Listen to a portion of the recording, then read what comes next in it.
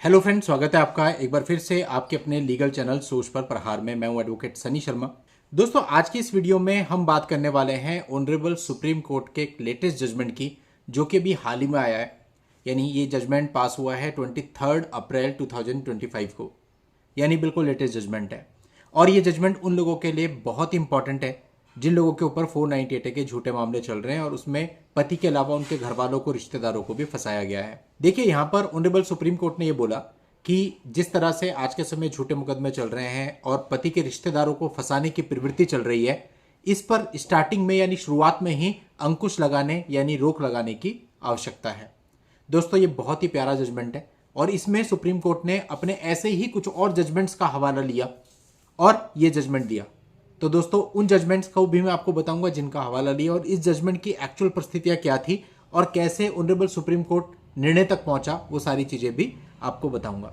तो दोस्तों, इस वीडियो में आखिरी तक बने रहिएगा। अभी तक भी आपने चैनल को सब्सक्राइब नहीं किया है तो फटाफट चैनल को सब्सक्राइब करके नोटिफिकेशन बेल पर जरूर क्लिक कर दें, क्योंकि इस चैनल पर इस प्रकार की वीडियोज निरंतर मैं आपके लिए लाता रहता हूं। तो दोस्तों, पहले हम इस मामले की परिस्थितियों को समझ लेते हैं। इस मामले के अंदर 2014 में दोनों पक्षकारों की शादी हुई थी और पति का यह कहना था कि शादी के कुछ समय बाद ही बार बार जो पत्नी थी वो मायके जाने लगी, आने लगी। फिर बीच में उनका एक समझौता भी हो गया, लेकिन उसके बाद फिर वही दोबारा वैसा ही होने लगा। तो 2016 में पति ने अपनी तरफ से एक डाइवोर्स का केस फाइल कर दिया। जनरली यही होता है कि पति जब पत्नी अलग रह रही है या साथ में नहीं रहने की इच्छुक है तो तलाक फाइल कर देता है। अब दोस्तों, ये तलाक फाइल हुआ है जून 2016 में और जैसे ही इस तलाक की सूचना पत्नी को मिली, आपको पता है उसके बाद क्या होता है, उसके बाद पत्नी तुरंत अपनी तरफ से एक्शन लेती है। तो इस मामले में भी वही हुआ कि जून 2016 में तो पति ने तलाक फाइल किया और जुलाई 2016 में पत्नी ने अपनी तरफ से 498 ए की एफआईआर फाइल कर दी और इस एफआईआर में टोटल 6 लोगों को अभियुक्त बना दिया, जिनमें वो लोग भी थे जो साथ में नहीं रहते थे। और साथ ही दहेज उत्पीड़न का भी बता दिया कि भैया मेरे से दहेज मांगते हैं, परेशान करते हैं, वही सारी चीजें जो होती है जनरल, वो सारी चीजें लगा करके एक एफआईआर दर्ज करा दी। अब जो पति था वो हाईकोर्ट गया था और हाईकोर्ट में क्वैशिंग की प्रेयर करी थी कि जो घर वालों के नाम है वो नहीं आने चाहिए, उनको क्वैश कर दिया जाना चाहिए, रिश्तेदारों के नाम क्वैश कर दिए जाने चाहिए, क्योंकि वो लोग साथ में ही नहीं रहते हैं। पर दोस्तों, आंध्र प्रदेश हाईकोर्ट ने वो पिटीशन खारिज कर दी और इसके बाद जो पति था वो आया था ऑनरेबल सुप्रीम कोर्ट में। तो अब ये मामला ऑनरेबल सुप्रीम कोर्ट के पास आया। ऑनरेबल सुप्रीम कोर्ट ने सारी चीजों को देखा और ये पाया कि जो मैट्रिमोनियल होम है जहां पर पत्नी खुद का निवास बता रही है, जो रिश्तेदार है वो वहां पे रहते ही नहीं है। रिश्तेदार अलग हैदराबाद में निवास कर रहे हैं। दूसरी चीज ये देखी कि उन रिश्तेदारों के खिलाफ जो आरोप लगाए गए हैं वो सारे के सारे सामान्य हैं। मेरे से दहेज की मांग करते थे, मेरी प्रताड़ना करते थे, पर किसने दहेज की मांग करी, कितने दहेज की मांग करी, कब मांग करी, कौन सी डेट, कोई घटना, कुछ नहीं।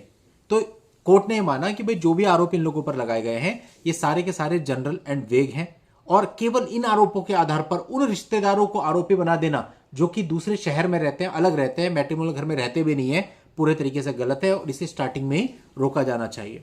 और दोस्तों, इस पे निर्णय देने से पहले ऑनरेबल सुप्रीम कोर्ट ने अपने ऐसे ही जजमेंट गीता मेहरोत्रा व अन्य वर्सेस स्टेट ऑफ यूपी, जो कि 2012 में था, जिसमें कि इस प्रकार से पति के रिश्तेदारों को आरोपी बनाने की जो प्रवृत्ति है इसकी आलोचना की गई थी, इसका हवाला लिया। और एक रीसेंट जजमेंट डारा लक्ष्मी वो अन्य बनाम स्टेट ऑफ तेलंगाना, जो कि 2024 में आया था, इसका भी हवाला लिया। इन दोनों जजमेंट का हवाला लेते हुए कोर्ट ने माना कि भाई जो ये पूरा मामला है इसको खारिज कर दिया जाना चाहिए और ये मामला इन लोगों के खिलाफ नहीं बनता है, नहीं चलना चाहिए।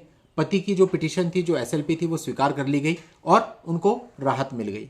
तो कहने का मतलब है कि जब आपके ऊपर एक एफआईआर दर्ज हुई, आपके अनुसार उसमें जो चीजें लिखी हैं वो प्राइमा फेसी गलत है, कोई स्पेसिफिक एलिगेशन नहीं है और कुछ ऐसे लोगों के नाम इन्वॉल्व किए गए हैं जो कि अलग रहते हैं और एक परिस्थिति निकल के आती है कि पहले आपने डाइवोर्स का केस फाइल किया और उसके काउंटर ब्लास्ट में वो एफआईआर आई है। तो अगर आपके मामलों में इनमें से कोई भी परिस्थिति या सारी परिस्थितियां बनती हैं तो आपको क्वैशिंग जरूर ट्राई करनी चाहिए। और मैं अपने वीडियोज में बताता भी हूं कि क्वैशिंग रेयर केसेज में होती है, ये बात ठीक है, लेकिन उसके बावजूद भी आपको क्वैशिंग ट्राई करनी चाहिए, क्योंकि एक अपॉर्चुनिटी होती है इतना बड़ा 8-10 साल का जो ट्रायल चलना है उससे बचने की। और बाद में फिर आप जा भी नहीं सकते, एक बार ट्रायल स्टार्ट हो गया, एविडेंस वगैरह चलने लगे तो फिर रास्ता बंद हो जाता है, फिर तो आपको चलाना ही पड़ेगा ट्रायल, कोई रास्ता नहीं है। अगर कोई सेटलमेंट आपका नहीं होता तो फिर चाहे ट्रायल कितना भी साल चले आपको चलाना ही पड़ेगा। इसलिए जब तक आपके पास क्वैशिंग की अपॉर्चुनिटी अवेलेबल है तब तक आपको उसको बिल्कुल यूज करना चाहिए। अब इस मामले में ही आप देखिए, वो लोग पहले हाईकोर्ट गए, हाईकोर्ट ने मना कर दिया, फिर सुप्रीम कोर्ट गए, सुप्रीम कोर्ट से उनको राहत मिली। तो कोई जरूरी नहीं है कि आपको हाईकोर्ट से ही राहत मिल जाए, और कई बार होता है हाई कोर्ट से भी मिल जाती है।